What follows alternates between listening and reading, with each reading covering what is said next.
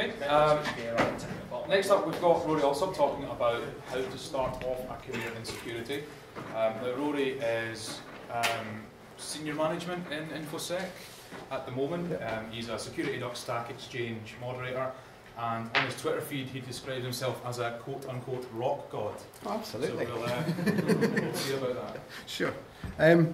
Right. Oh no, I could put slide in. Right. Basically, I'm going to go through a quick introduction and get an idea of where you guys currently are, and then give some ideas as to what career paths are possible. Industry trends is a good thing to look at because it can really help you get started. Do we be around the bit that usually isn't focused on any sort of security course or any security training, is around the actually important stuff, the business end, because that's really what will get you a job and get you progress.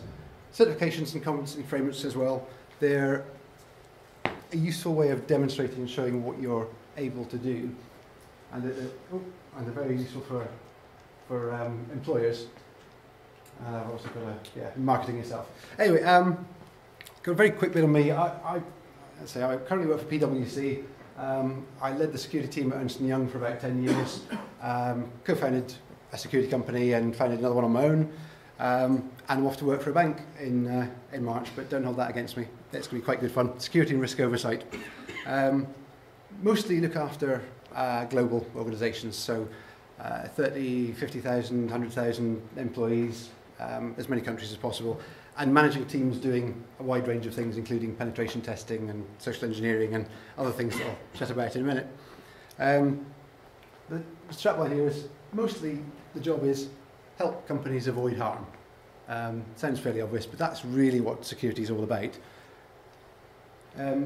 On the other side of things, I'm the president of ISACA Scotland. If you don't know ISACA, it's originally focused on audit and controls, but it's got a wide range of security aspects now as well.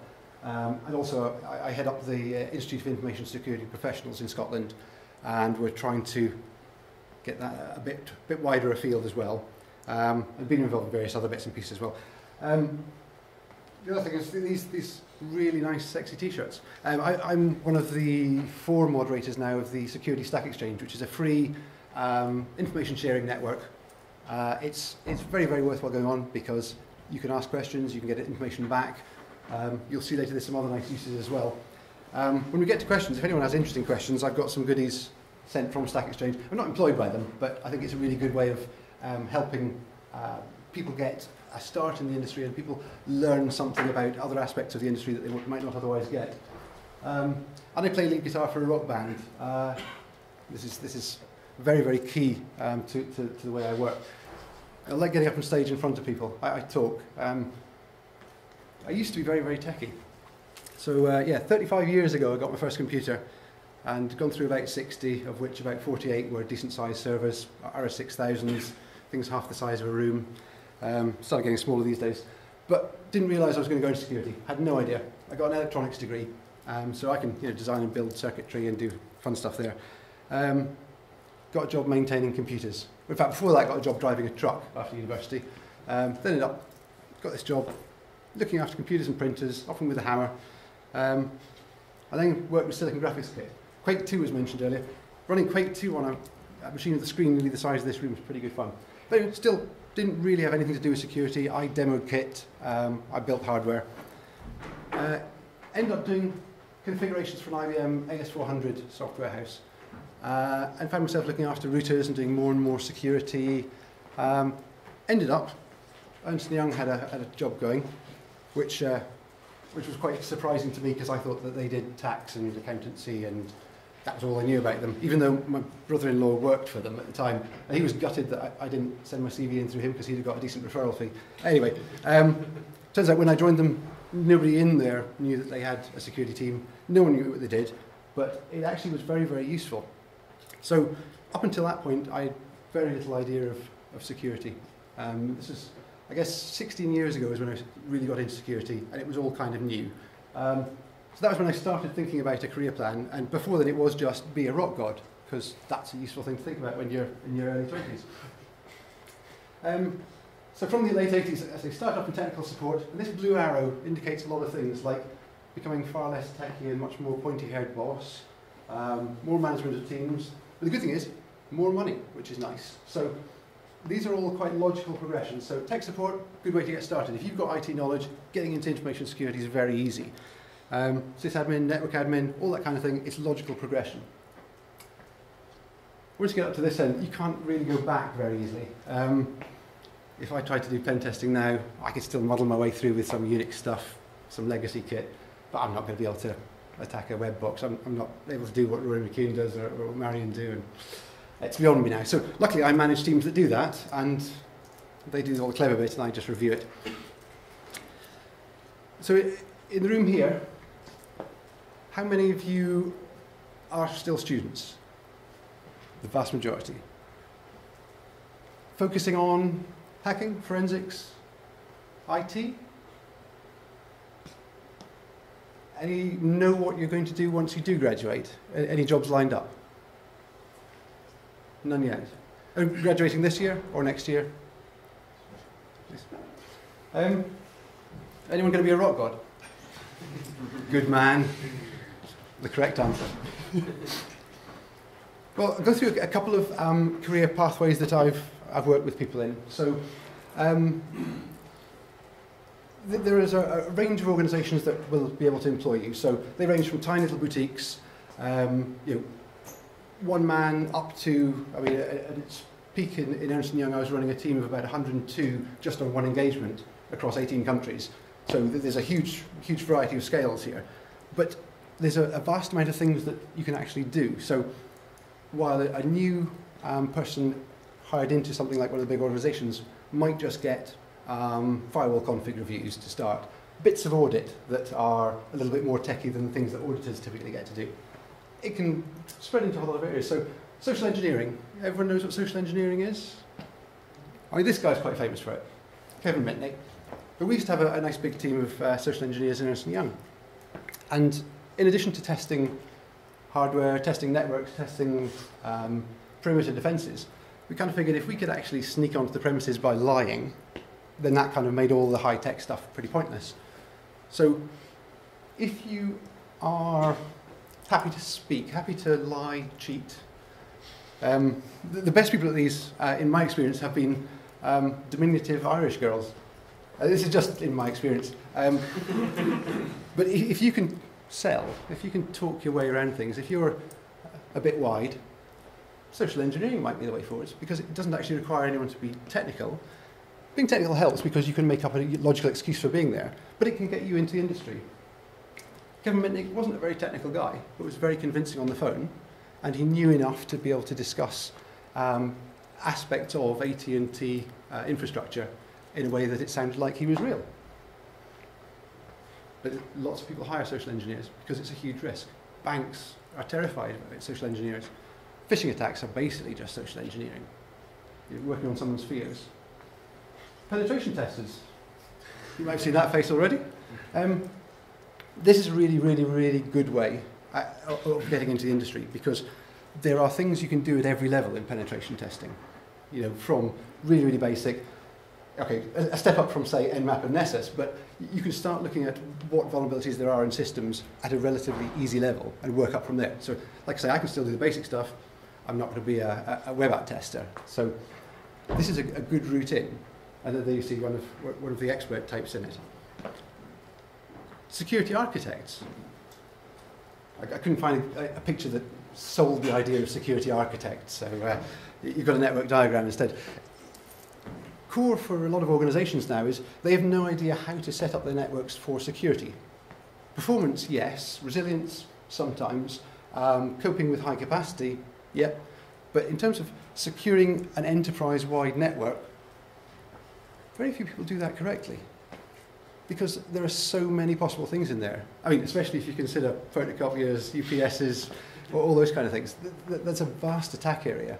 So if you are strong in network, IT, configurations, the architecture of how you can design defenses into a working network, huge demand in this area. But also, it's one of those ones that you can go from being a penetration tester with good network skills into that. There's a lot of sideways moves here, which I'll talk about in a wee minute. One that I really like, this is actually my youngest daughter, teaching her to pick locks the other day, because she's learned a bit later than the others. She's 6. I taught my son at 5. It's also not focused on very much, but an afternoon can teach a small child how to pick an average lock and get into a building. Many organisations pride themselves on, well, everything in here is secure. You need to worry more about the hackers coming off the internet. You know, there's scary people in China who are going to break in. I had a client a few years ago who was prepared to spend probably about £1 million in remediation after a penetration test had done on their perimeter. They budgeted for a few weeks. After week 1, kind of said, well, there's not actually a lot going on there. You know, you've done a lot of work securing your internet perimeter. It's pretty good. But we think we found some other ways. So we got one of my Belgian guys to come across from Belgium, because they had an office over there. He was pretending he was from their office. He snuck into the building. We had one of these diminutive Irish girls sneak in, pretending she was from a charity newspaper. And I think in the end we got about 5 different people into their offices, unmonitored. They were happy to plug things onto the network, sit in the FD's office, and that absolutely terrified them. And the fix was new front door, new reception policy, using badges. Really, really simple and cheap fix. So there's an aspect in there that's actually quite good fun, and it's common sense and practical that a lot of places forget about. But certainly Big 4 consultancies and testers like to use this because it just gives that nice extra, I hate to use the word again, holistic view of security. Because if you miss out an area, that's the area where the attackers will get you. Who have I got for Governance Risk and Control Manager? Couldn't find one that looked risk and control-y. Further down the scale, or further along the timeline, governance, risk and control is actually what the people at the senior end of enterprises want. So, they don't really want to have to understand about security, but they want to know that their business risk is minimised. So you'll find that various career progressions end up getting along to this direction. Governance, risk and control is big. It's a hot topic with your board. So if you're wanting to think about how you're going to get into a career that could end up there, and to be fair, there's quite a good salary, which is nice. You've got to be aware that while you might initially aim for technical, it's quite difficult to remain technical the whole way through. I mean, I've worked with people who've managed it, but I've worked with a lot more who failed because they've ended up just managing teams and slowly becoming a pointy head boss. So being aware of the technical aspects. I mean, in some organisations, I'm still considered quite techie, which is quite bizarre. But you've got to be aware that at some point you start reaching a level where you've got to focus on what businesses are actually wanting. And most of them don't really care about security as a concept. They care about what's the risk to their business. And then you have the scary ones, the auditors. These are people who come and check that you're doing it all right, but they might not really know how to do it. There's a lot of auditors who don't have IT security skills or experience. So certainly the Big 4, when they're looking at hiring into IT audit, having good knowledge of IT security actually really, really helps you prospect. And there's pros and cons of Big 4 versus small boutiques, but Big 4, they pay quite well. They've got dramatic career prospects, and they get you exposure to everybody. So you'll go to whatever countries, you'll speak to the FD, you'll speak to the CEO. It can be quite a good thing as part of your career. Industry trends are key if you're looking to get into one of these. I say, when I got my first proper security job, it was because I knew a lot about firewall configs. So I was hired in specifically to look after some very, very scary firewalls. Nowadays, firewalls are an ops thing. They're not really considered. You get security review of them, you'll get config files, you review them. But on a day-to-day basis, it's an ops task. You wouldn't expect to go into a security career based on firewall experience. Data protection, however, right now, it's huge. Understanding the risks to public data, credit card data, if you look at PCI, DSS side of things, that is near the top of any organisation's worries, especially in Scotland. If you look at city councils, they're getting fined by the ICO, and the ICO is going, yep, now we're going to raise the fines. Next one does this, we're going to raise the fines even more, and they're up at 350 grand for fairly basic errors. Mobile data is a fairly obvious one. Most companies are trying to understand cloud, virtualization, bring your own device to work, let your staff use their own iPads. As you can imagine, huge range of vulnerabilities in here, but not many companies actually understand what they're letting themselves in for. So there's lots of use of consultants and contractors to try and help them understand this. If you're in this space, it does give you an in into the career. And big data, that's the other one. You hear talk all the time of the data stored, used, mined by any organisation these days is just dramatically going through the roof. If you understand the security around big data stores and the way data is used, that's another one. So in terms of hot topics, these three really are where it's at the moment. But the thing to remember is they do change over time. So if you are focused in one area, you probably will have a good lifespan in that area, but getting wider experience is actually going to be quite useful for you. That's kind of just summarising what I said before. You lose specialisations, you end up being more of a generalist as time goes on. You can hold that off as long as you want, kind of. But like I say, it's tricky to go back the way. It's tricky to go from a management position to a techie position for various reasons. One, you're usually taking a pay cut. Two, you've got to work much harder than the new ones coming up through the industry. So you've got to kind of think ahead as to what you need to do along that pathway, which is what most of the rest of my presentation is going to focus on. So yeah, employers. Specialist knowledge, as I say, in the hot topic areas, they need that. Business skills. There's a huge problem in the security industry at the moment in that everyone in the security industry understands what the problems are and can tell anyone else in the security industry, but all the other industries go, they're talking their security nonsense again. They cost money, they talk this random gibberish, and it makes no sense to us. So being able to articulate security issues in a business way, so what does this mean to a company's board? Are they at risk? Should they budget holding some money aside for in case of an issue? I mean, as an example, I did a piece of work for a global underwriter and worked out that the cost of a particular issue I'd found, if it happened once, it would cost them a couple of £1 million and it would take them a couple of days to rectify. So I said, well, the fix for it's only going to be 50 odd K. And they said, well, we're not going to bother because that's below our minimum threshold for actually worrying about an issue. The next time there was going to be a hurricane in Florida that they were going to lose $1 billion odd, and they were budgeting for decent things like that. So this was just below them. So sometimes you might come up and go, there's a major security flaw here, you've got to do something about it, and they're going to go, nah, not interested. So you've got to be aware that the business sees things in an entirely different way. There's an element of trying to persuade them that you might be right, but that sometimes works, sometimes doesn't. Speaking, yeah, you've got to be prepared to talk.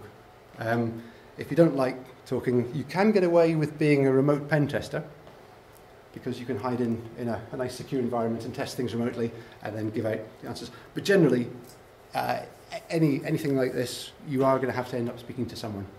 So one of the things that is usually trickiest when trying to compete with people who come in from other industries is speaking is usually on one of the lower level tiers for people who are IT folks. It's a huge generalisation, but it's often true. Teamworking is another one. Often the skill set that lends itself well to security testing, for example, isn't necessarily the play well in a team skill set. There's certain attributes. If you look at psychometric testing, there's some nice peaks and troughs. But one of the things that is very, very strong in security people is rock music.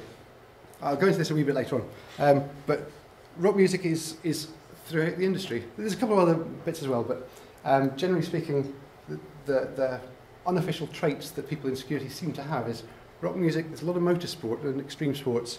There's very odd things in there. And the other one's enthusiasm, obviously. If you don't want to do it, you don't do it. But it is one of the most fun industries there is, because there's just so much going on. Quick obvious bit there, specialist knowledge. Yeah, you can come to events like this and you will find out things from people who are very, very smart. This is always a good thing. But you really need to be hooked in with newsletters, you need to be hooked in on mailing lists. The research side of things, doing that now is a really good idea before you try and get a role, so that your CV can say, here's something that I've done. You know, discovering and getting CV numbers is quite a good one when you're trying to apply to a security division. You go, here's ones with my name against them. It's very easy for them to check, because a lot of them will want to. Business skills, yeah, courses, practice. To be honest, practice is core for most of this. You can't really get better at talking unless you talk. You can't get better at teamwork and leading unless you practice leading teams and working in teams. As I say, enthusiasm should be very obvious. Yeah? You folks do all this? How does the employer know you do it? That's a challenge for you. Typically when I interview people for jobs, I run through role-play scenarios. So that can involve managing incident response. It can involve being given a scenario and told, if this happened, what would you do, or what would you suspect was going on? Interviews, to be honest, if I want someone in my team, I can get a fairly good first impression as to whether they'll fit or not within a half-hour interview. There's elements that I like to go externally, but interview psychometric tests are quite useful in certain areas, and background checks are always good. But yeah, the problem that you will have in most areas is to try and get a job, you've got to get past either HR or a recruiter. And their job is to stop as many people getting past as possible, because they want to try and filter down a list of, say, 400 applicants for a role to 1 or maybe 5 at most, because an employer doesn't want to have to interview everybody. So what HR need is certifications on your CV. Might sound crass, and to be honest, they have their bits of value and drawbacks, but they count on an HR cheat list. Whenever we get a recruiter or someone in HR to start looking for individuals for roles, we give them an indication of what the role's going to have, and then we say, and we'd like them to have these sort of certs, because they give us a good feeling that they probably are at that level. So there's just a few of the people you can get certs from. CREST, for example, is for penetration testers. That's the gold standard for pen testing in this country. You have EC Council, the CEH, which you guys do here. Anyone doing CEH? No? It's a good entry-level pen testing piece. So you've got from entry level through to gold standard there. SANS, probably less likely for anyone at graduate level to do, but you might be starting SANS courses. ISACA is a range, I've got a list in a second as well, but they just help me get some assurance if I'm hiring, or any employer, some assurance that that person is at a particular level. Because once you've figured out where they are, you can say, right, they meet these requirements, they're probably going into this box, we can hire them as that. Because if I can't do that, it's very difficult to hire someone. There's some extra bits as well, because if you are a member of one of these, then it helps me understand that you're interested in it. If I'm looking at someone who's wanting to come for a job in security and they're not a member of any security group or any online forum, I go, well, how interested are you? It doesn't necessarily look like you are. Also means you do get source information. So ISACA bring out lots and lots of newsletters. ISF has stacks of information. SANS have a fair amount as well. And once you're members of these, a lot of the information you'll get for free. But it's also a good way of making connections. I mean, with ISACA, typically we try and host an event a month, and we'll get somebody to speak for half an hour or 45 minutes on a range of topics, everything from some fairly technical ones, although they we overlap with OWASP a bit, all the way through to corporate governance, and get a range of people coming to those, from students to CISOs. CISOs occasionally.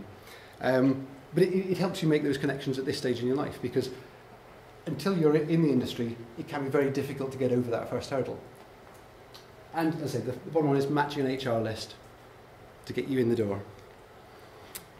And a quick look at some of the very common ones. So as I say, CH is sort of an entry level. It gets you in the door. CISA from ISACA is a useful one for people who are doing IT audit, which is quite a good lead into security in some ways. CISP, that's quite a good, not quite entry level, but just about indicating that you've got technical competency in security. Associate member of the Institute of Information Security Professionals, you can join that whenever you like. You can join as an undergraduate, and it might even be free at that stage. It starts to cost money, more senior you go, but I think it might be free for students. But again, it gets you connected, it gets you along to meetings, it gets you information back about what the industry is doing. And more senior, you get full member of the institute, which is, you need to have a fair amount of experience in that. Same with CRISC and CISM from ISACA. They indicate a level of experience that shows you're at this kind of level. And CISO, the aim is to have it almost as the people at this level they have the equivalent skill set that a CISO should have. So they're useful, but they have an age. I'm probably getting rid of my CISP. I can't be bothered renewing it this year because, to be honest, I'm not really doing anything with it ever. I'm now doing these sort of things. So there's also the piece around the ISP has a graduate development program, which is probably well worth getting into at this stage because it gives you a way of measuring competencies, broken down into 11 areas. Can't remember off the top of my head exactly what they are, but they include things like research, forensics, incident response, governance, and when you start, you'll have a lot of zeros and ones against them. By the time you've been in the industry for 15 years, you'll have a lot of threes and fours. But it means that you can say, well, here's how I come out in the competency framework. This job that's being advertised here needs these requirements. Oh, I match.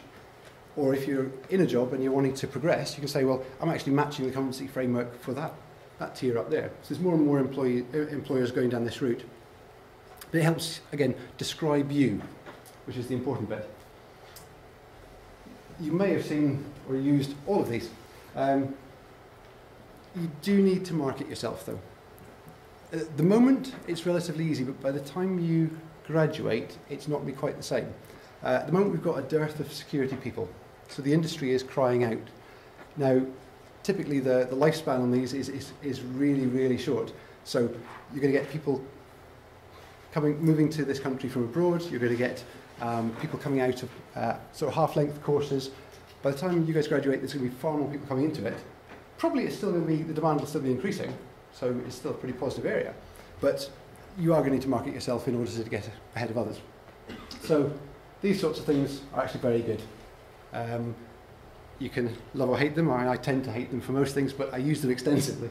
LinkedIn is very useful for me because I can find out who somebody knows. So if someone comes to me and says, well, I'd like a role there, I can go, oh, these 3 people I know them. I can have a wee chat and see what they're like.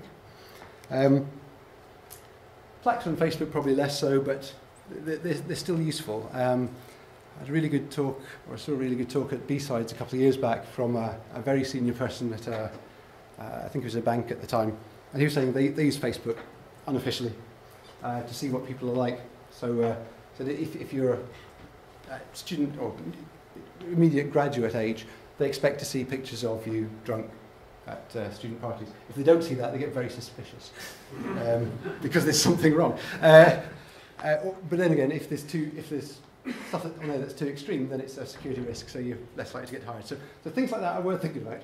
Twitter's very, very useful around events. Local events like this, I always recommend that people don't just come to watch people present, but the chats are over coffee and afterwards. That's actually far more value to anything that you're trying to do in terms of planning your career. Because to be honest, if I have people come up to me and talk after one of these events, then I'm probably going to remember them. If there's a bunch of faces up there, then yeah, I might remember some, but it's far more difficult. The national events are obviously worth going to as well, because while Scotland is getting a better and better reputation as a centre of excellence in security, it's still pretty small. So while I'm quite keen, and there's a few employers who are very keen in growing security in Scotland, to be honest, if you can get down south as well to London events and further afield, it's going to do you no harm, because some roles will be in other areas. And you mentioned for Security Stack Exchange, I say I'm not affiliated with them, but they do give me freebies to give out and stuff. And they're a really strong community. So on there, it's basically you ask questions and answer questions, and you gain reputation for answering good questions. And that, if you can see someone continually answers very, very strong questions in a particular field, you can get a good feel that in that area, they're probably quite good. So looking at reputation and the types of tags on questions that people answer is useful for me, because I can go, yep, that person's an expert in crypto, or that person's an expert in whatever. And LinkedIn groups are quite useful as well in this area. There's a lot of conversations happening there, and in fact a lot of job descriptions come out there. I knew I was going to talk too fast. On the career path front, the core thing that I've hired people in from degrees in music, security, IT, people with no degrees at all. and it doesn't really matter once you're in. The challenge is getting that first piece. So if, for example, you really want a job in an incident response, it might not necessarily be the easiest one to get into at first, because often you've got to show that you've been able to manage complex, rapidly moving situations.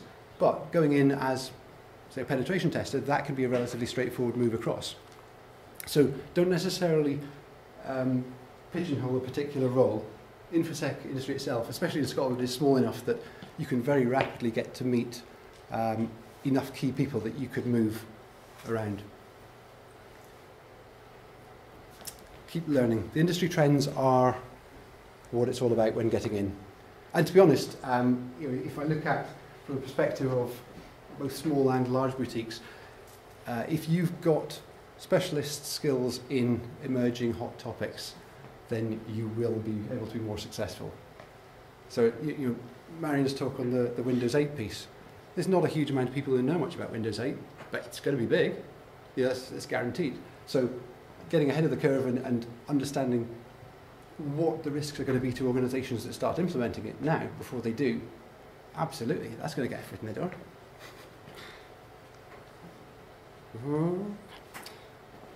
Yeah, understanding what the business actually want. So at the end of the day, most FDs want to make sure they're spending as little as possible and that they're making as much money as possible. That's pretty much what it comes down to. I mean, I've had meetings with financial directors where they've given me literally 5 minutes to explain the results of a 2-month pen test. And they go, usually you come in and they'll have scheduled an hour meeting and say, right, you've got 5 minutes, give me the high points. And they'll be walking while you're telling it to them. At that point, they're not going to care about a particular type of technology issue. All they're going to care about is what are the couple of things that they can do that will save them money or risk. That's often quite a big hurdle. It's one of the things I recommend to people is there's a range of books out there that are around self-studying for an MBA. If you can pick up one of them, well worth a read, because they just give you a totally different perspective on actually what people at the top of companies find valuable. It's definitely not necessarily the stuff I consider valuable, but what do I know? Again, do try and choose certifications. They often seem like a cost, but they are invaluable. I mean, I can't think how many people I've hired in or initially had the first interview based on their certs. If they've got a CISM, I'm going to expect that they're a competent security manager. I'm going to expect a certain level and go, right, I'll come in, have a quick interview in order to confirm that. And off the back of that, that can be almost enough to get someone hired.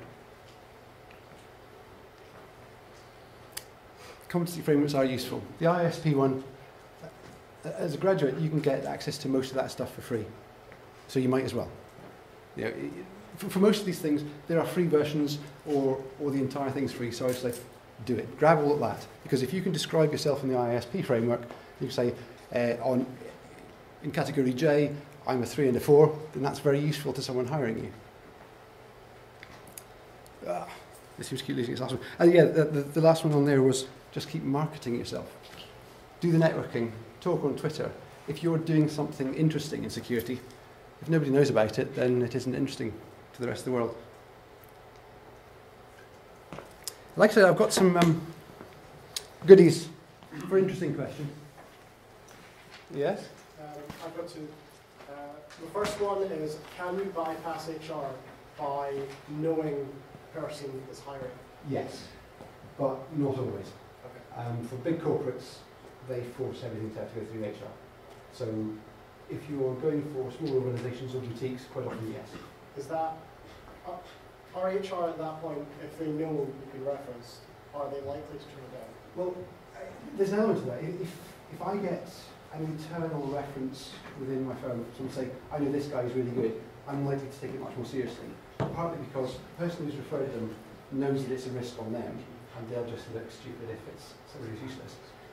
But also they can give me a bit more background to it. So they're likely to get pushed further up the chain of interviews than someone who just applies on spec. So Okay. definitely. And the second question is, you mentioned giving potential employees IQ tests. Yeah. But you said that you're hiring based on specialist knowledge, whereas IQ test general knowledge. The actual tests that are used are not really IQ tests, they just feel like them.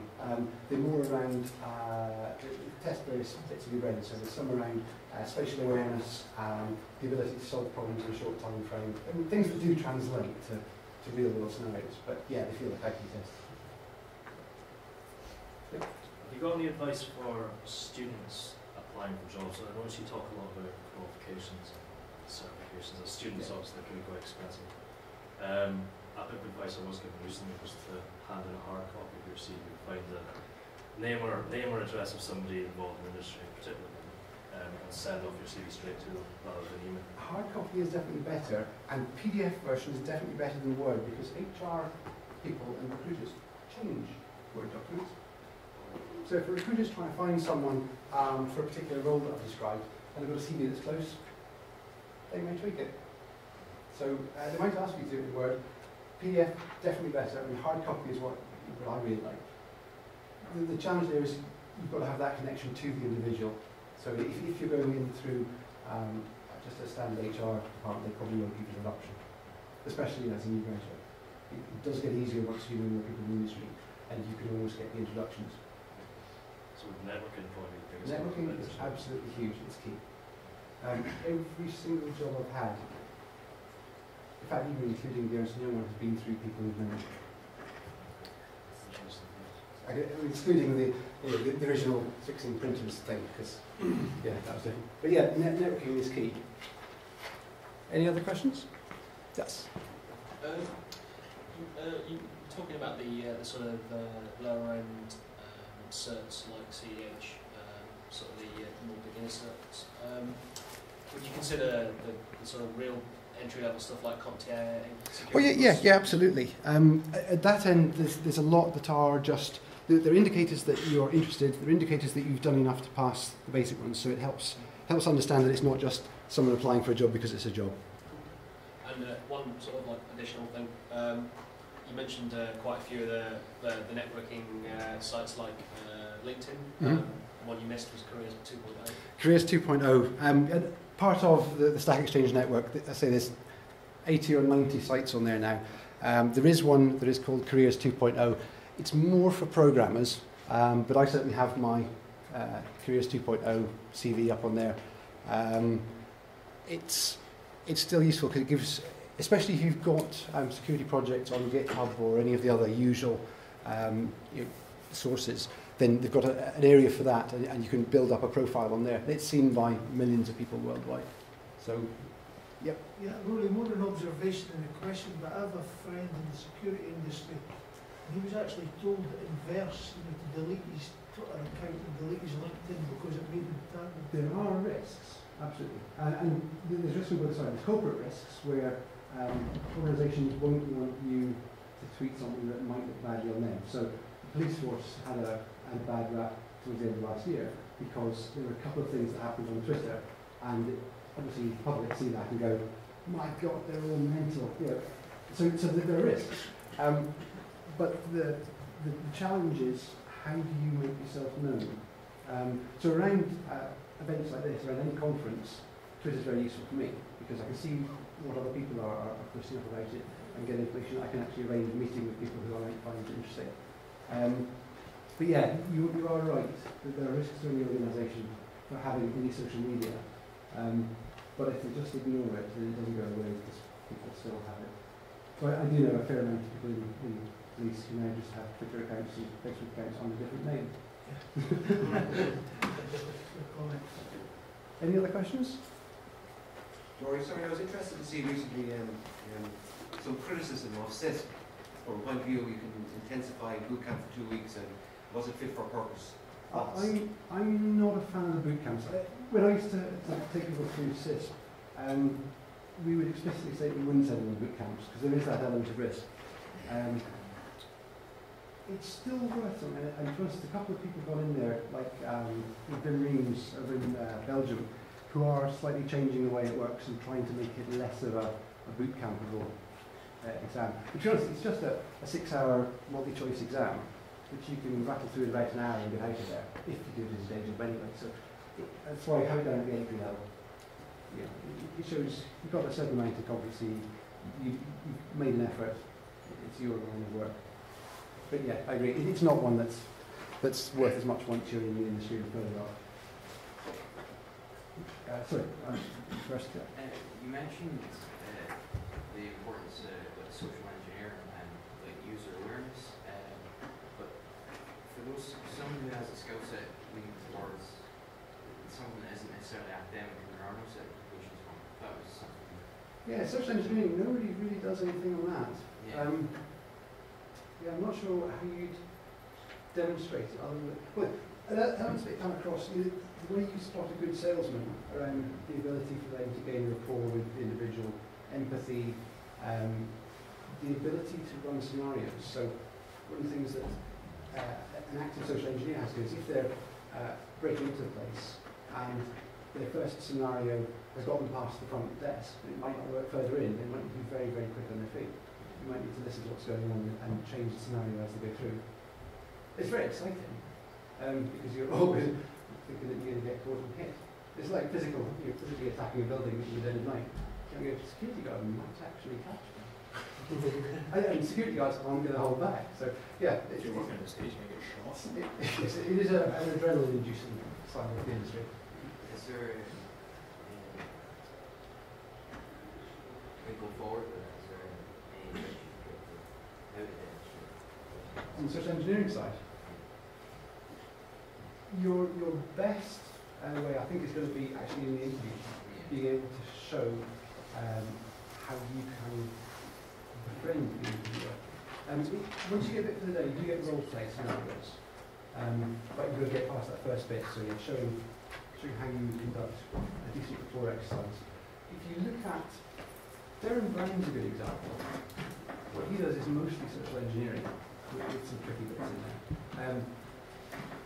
What he does is he lulls people into believing that he absolutely should be exactly what he says he is, and he should be there doing what he's supposed to be doing.